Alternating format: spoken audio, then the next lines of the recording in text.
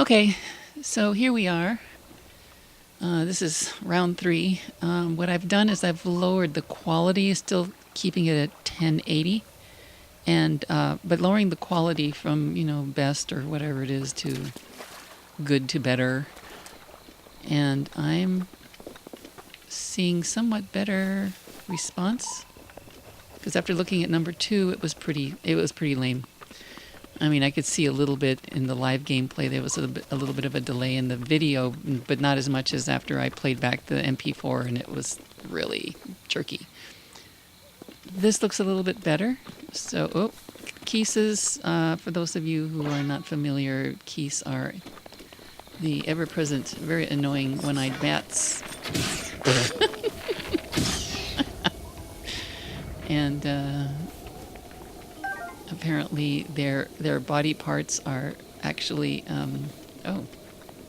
we have eyeballs too. Wow, and wings. All right, I made a potion out of wings and lizards, and that's the first eyeball I got. As you can see, it's nighttime now since video number 2, test number 2. The day and nights are really passing by fast, as I said before, I think way faster than in Twilight Princess. Twilight Princess had a slower transition between day and night. Again, here's the nighttime scene of the distance. You can see the resurrection towers. One is activated, the one here on the plateau, and you can see the others in the distance. And there seems to be about 8 of them. 1, 2, 3, 4, 5, 6, 7. And there's another one around the corner here in the distance. 8. Oh, 9. Take that back. And I already took out all the bokoblins there, and so it's pretty empty and lonely here. I'm looking forward to seeing people and something else other than monsters. There is an old man here, and the prevailing theory was that he was the king of Hyrule. And of course, if you go somewhere else, not here, the answer to that question has already been answered, at least momentarily. Hyrule's in kind of a mess. It looks like it's been in a mess for a while. I've already been told by the old man that this destruction took place over 100 years ago. So,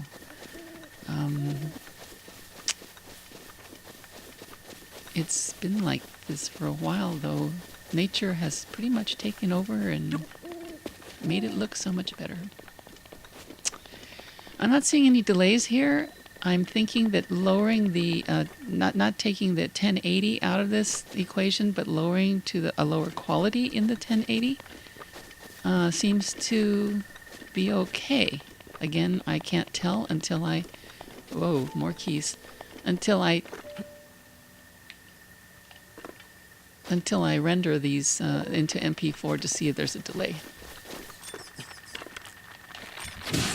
Boy, I have to get so close to... Ow. Do I have to be so point blank in my destruction of these things?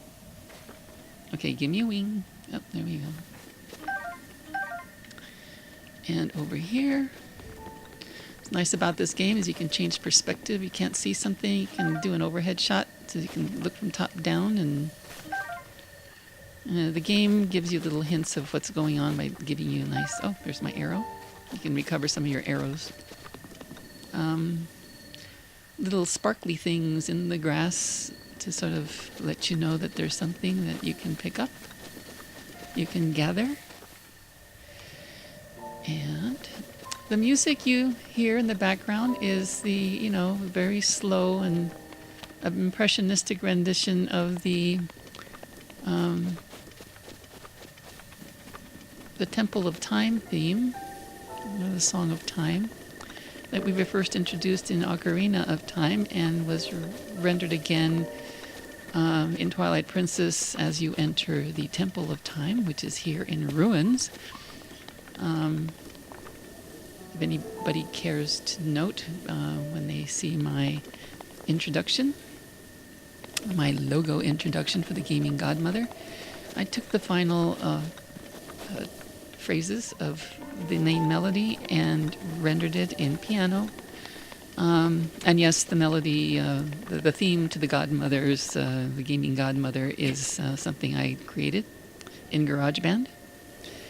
And the video, the animated logo introduction, was something I also did in After Effects.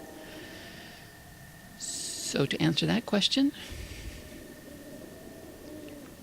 okay, here we go. We got a couple of guys. No, I don't want that.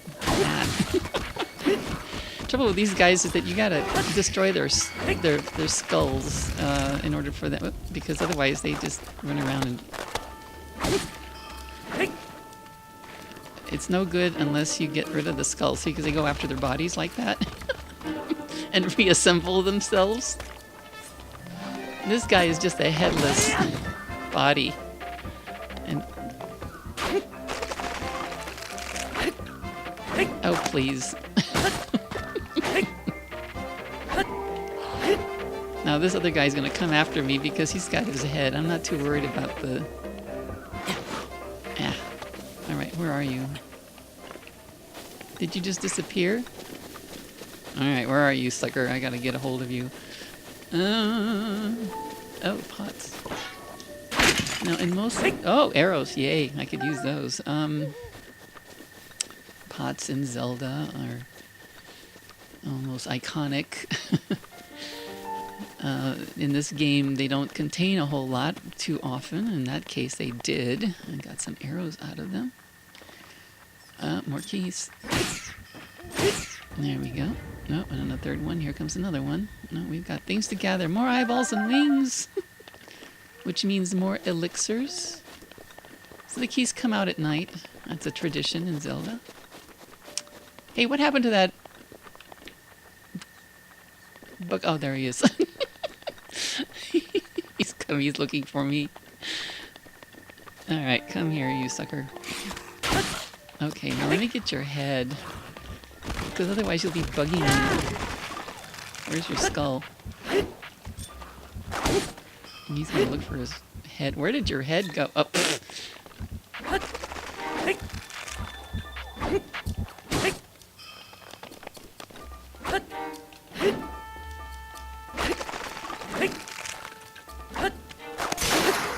Okay. Oh!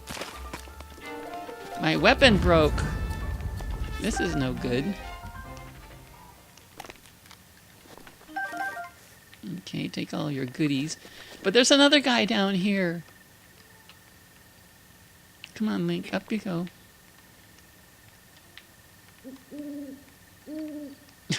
That owl sounds phony. It sounds like somebody imitating an owl. It doesn't sound like an actual owl. When I first heard it, I thought, oh, I don't know. Is that for real?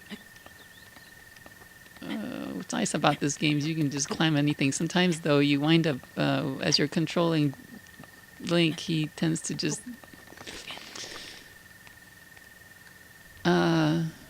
he tends to climb stuff by accident, too. You don't pay attention to how you're controlling things. Link's also a great jumper. He's got sturdy little legs. And he...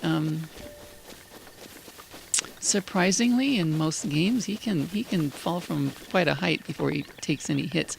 Though I will tell you, in this game, you have to be very careful when you're on the edge of things, because if the tree is a little too tall or the cliff a little too high, you can die. And I have already died a couple of times. Now, if I jump here, for instance, see, he can jump quite a ways. Jumping off the edge of the plateau is not a good idea. I tried it a couple of times. I tried to climb down onto ledges and overshot, died, was resurrected for a second try. So you have to be careful. Sometimes it works, sometimes it doesn't. Okay, I'm going to stop and see if that synced up.